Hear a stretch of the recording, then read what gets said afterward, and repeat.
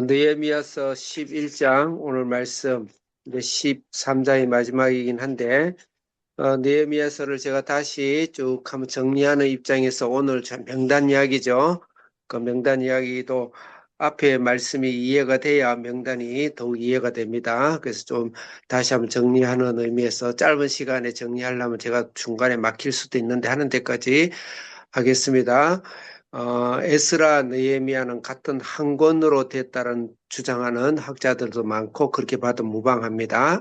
그래서 에스라는 본인 에스라와 그 앞에 스룹바벨, 그래서 그거는 성전 건축이죠. 스룹바벨과 에스라는 성전 건축입니다. 그건 하나님 나라에서 통치입니다. 예수님이 이 땅을 통치하시고 구원하시고, 나라의 조건에는 세 가지가 있어요. 주권, 통치와 두 번째는 영토, 땅입니다. 세 번째는 백성입니다. 이제 오늘 이 느헤미야는 지금 백성 이야기를 계속하고 있습니다. 그런데 에스라는 통치죠. 예루살렘 성전. 예수님 우리를 구원하고 우리를 통치하시고 우리의 주인이 되시는 거.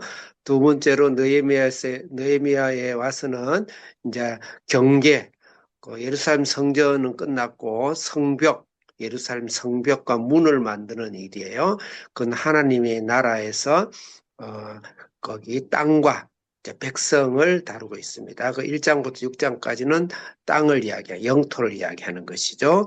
느헤미야의 그 기도와 금식과 2장의 인격과 그 다음에 성벽을 만들고 문을 만들고 하나님 나라의 영역을 이 땅에서 넓혀 나가는 것이 이야기 3장부터 이야기하죠. 4장은 그런데 전쟁, 우리를 방해하는 영적 전쟁이 우리가 이 땅에 살아가는 동안 있다.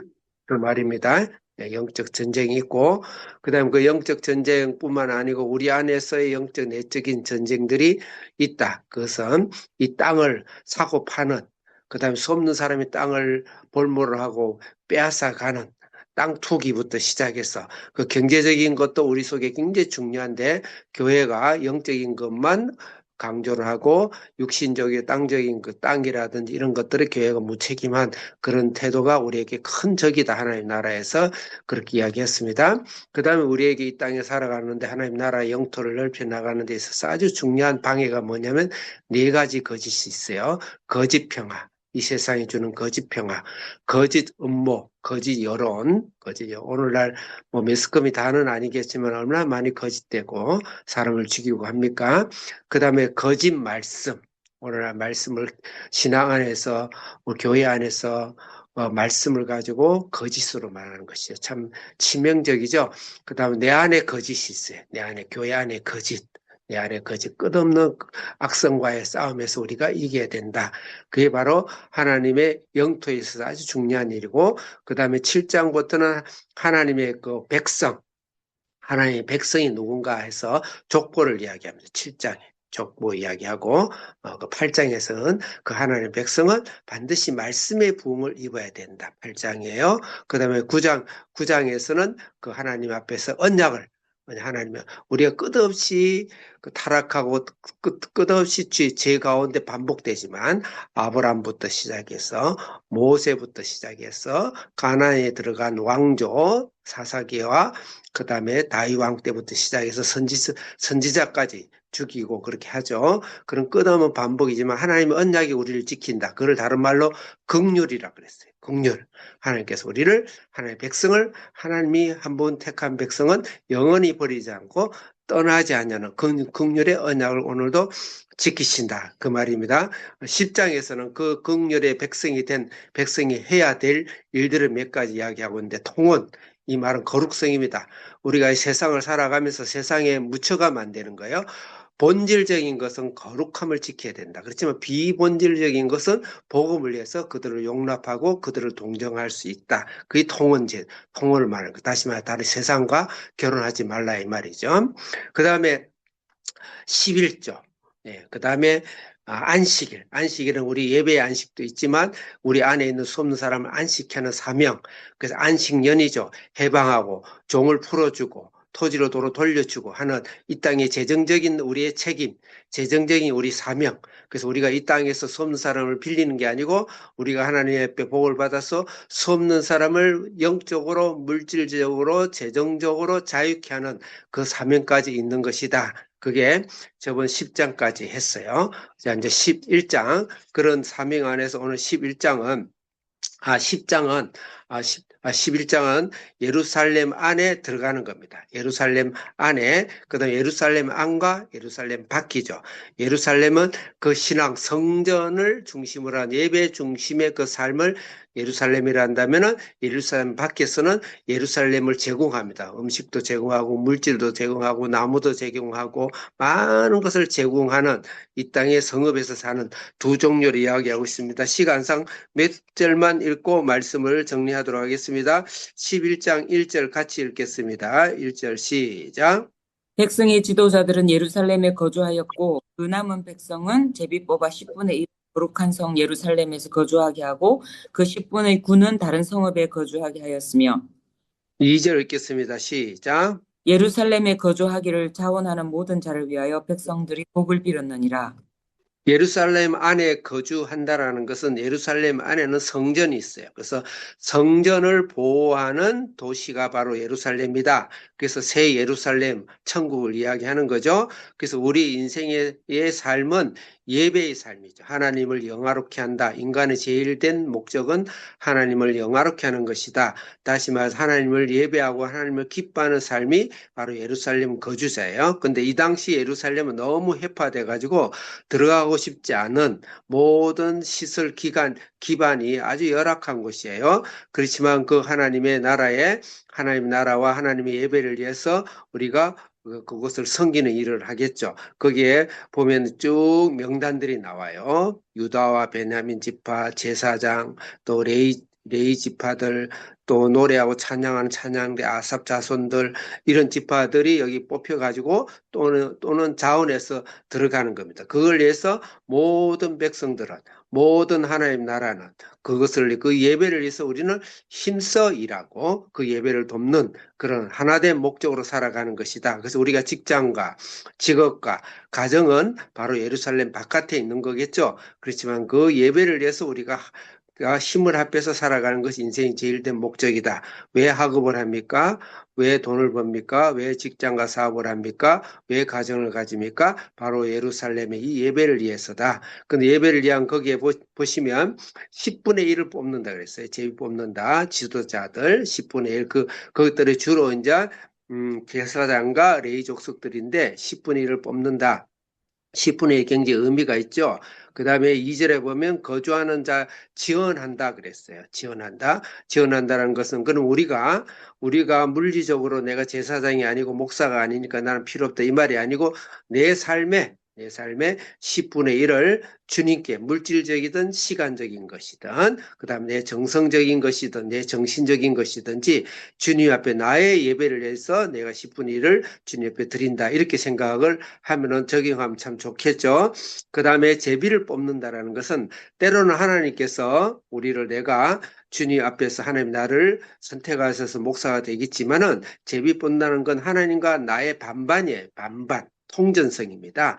하나님이 무조건 일방적으로 우리를 끌지 않고 우리가 또 인간들이 제비를 뽑아서 우리가 선택하는 우리의 권리가 있고 기회가 있는 거예요. 그래서 하나님 앞에 우리의 모든 삶은 우리가 나의 의지와 나의 헌신이 필요한 것이다. 이런 의미로 생각하면 좋겠습니다. 그래서 우리 예배를 위해서 나를 대신해서 또 나의 안에서 내 안에 우리는 만민 대제사장이죠. 3절 읽겠습니다. 크게 시작. 이스라엘과 제사장들과 레위 사람들과 느디님 사람들과 솔로몬의 신하는 유다 여러 성읍에서 각각 자기 성읍 자기 기업에 거주하였느니라. 예루살렘에 거주한 그 지방의 지도자들을 이러하니 예, 자기 성읍이 다 있죠. 그건 우리의 일터와 우리의 가정과 우리가 이 땅에 살아가는 물질적인 모든 삶이 우리에서 예루살렘 바깥의 성읍이다 이 생각하면 됩니다. 4절 읽겠습니다. 시작. 예루살렘에 거주한 자는 유다 자손과 베냐민 자손 몇 명이라. 유다 자손 중에 베레스 자손 아다 네, 거기까지만 읽겠습니다. 유다 자손과 베냐민 자손은 바로 예수님 오신 족보를 이야기하고 있습니다. 더 깊은 뭐 이야기는 그 영적으로 우리가 받아들이면 되겠어요. 4절부터 3절부터 9절까지는 유다와 베냐민 족속 이야기입니다. 그 다음에 뽑힌 자들이죠. 또 내가 자원한 자들이죠. 그 제사장이라고 다 예루살렘에 살지 않습니다. 그 다음에 10절부터 14절까지는 제사장 이야기입니다. 10절 읽겠습니다. 시작.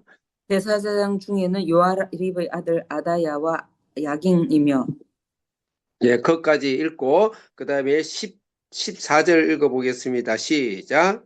또 그들의 형제의 큰 용사들이니 모두 128명이라 예, 아그돌 거기까지 읽겠습니다. 제사장들 족보들의 이야기예요. 제사장이 이곳에 제비를 뽑고 자원했죠.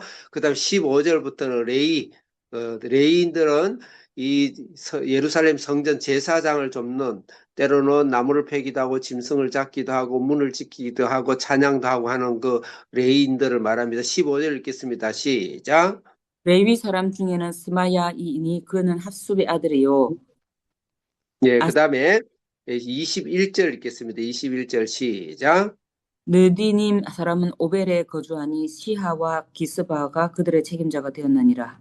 네, 너무너무 어렵죠. 그냥 잊어버려도 괜찮아요. 느비딘 사람 계속 나오는데 이것은 여호수아 9장에 보면 이방 사람인데 이스라엘 그 유대인의 축복을 받고 싶어 거짓 변장을 해가지고 우리가 종이 되겠습니다. 해서 평생 예루살렘 성전에서 나무를 패고 허드렛 일을 하는 자원의 종이 되는 사람이야. 참 멋있는 사람이죠. 12절 읽겠습니다. 아니 22절 읽겠습니다. 시작. 22절인데 22절 시작. 노래하는 자들이 노래하는 자들. 중 예. 미가의 현손 납다대의 증손 하사바의 손자 예, 거기까지만 하겠습니다. 거기 아삽 자손, 여러분들 아삽의 찬양, 시편에 아삽 자손이 많이 나오죠. 자, 그렇게 해서 이런 기타 등등이 예배를 드리는. 그래서 우리 인생의 제일 목적은 예루살렘 안에 이 성전을 중심으로 예배드리는 삶이다. 그 예배드리는 삶에 지금도 물리적으로 그것만 전담하는 목사와 사역자들이 있죠. 그렇지만 우리는 모든 사람이 만민 대제사장이기 때문에 내 안에 내 삶에 10분의 1을, 꼭 10분의 1을, 그 수량적으로 이야기하는 거 아니에요. 수치적으로 10분의 1을 재정과 시간과 애정과 모든 것들이 10분의 1 이상을 주님 앞에 드림으로써 주의 예배에 집중하고 하는 그런 삶을 살아야 된다. 그럼 예배만이 전부인가? 생활 예배도 중요하다. 25절 읽겠습니다. 시작. 마을과 둘로 말하면 유다 자손의 일부는 기랏 아르바와 그 주변 동네들과 디본과 그 주변 동네들과 여갑스엘과 그 마을들에 거주하며 예, 그 마을과 들로, 그 다음에 그 주변으로, 그러니까 예루살렘 바깥에서 전 이스라엘 유대인들이 지금 흩어져 있죠? 거기서 열심히 일을 해서 이 예루살렘을 향한 삶으로 목표하고 그쪽으로 지향하고 살아가는 삶입니다. 35절 읽어보겠습니다. 시작. 35절. 예. 36절 시작. 유다에 있던 레위 사람의 일부는 베냐민과 합하였느니라. 야, 그래서 이제 이분들은 주변 예루살렘 바깥의 전 이스라엘 영역에서 하나님의 일을 하고 하나님의 사명을 하는 그런 일들입니다. 오늘 정리하겠습니다. 우리가 하나님의 백성을 이야기를 하고 있어요. 하나님의 백성으로서 우리는 어떤 사명과 어떤 미션으로 살아가야 될 것인가? 예배하는 삶, 하나님을 영화롭게 돌리는 삶, 그런 삶인데 그런 것에 교회의 각 직분도 있겠지만 내가 자원해서 하는 마음, 또 하나님이 임명하면은 하나님께서 뽑으시면 거기에 순종하는 마음. 그 다음에 내 개인적으로 내가 만인대의 제사장이고 내 자신이 교회잖아요. 내 삶의 모든 사명과 내 삶의 모든 목적이 주님을 위해서 물질과 시간과 상과 관심과 기도가 주님에서 드려지는 그런 우리의 삶, 축복된 삶, 하나님의 영광과 하나님의 예배가 우리 속에 가득 차는 축복된 삶. 내일은 이제 예배의 찬양이 내일 나옵니다. 기도하겠습니다. 하나님 아버지 감사합니다. 우리 사랑하는 한비전 자녀도 오늘도 열심히 공부하는데 이것이 하나님께 영화롭게 되고 하나님께 영광을 돌리고 예배에 충만히 또 우리 귀한 집사님과 학부모님들의 삶 속에 예배의 충만히 하나님의 영광이 충만히 있게 해주옵소서. 예수님의 이름으로 기도드립니다. 아멘.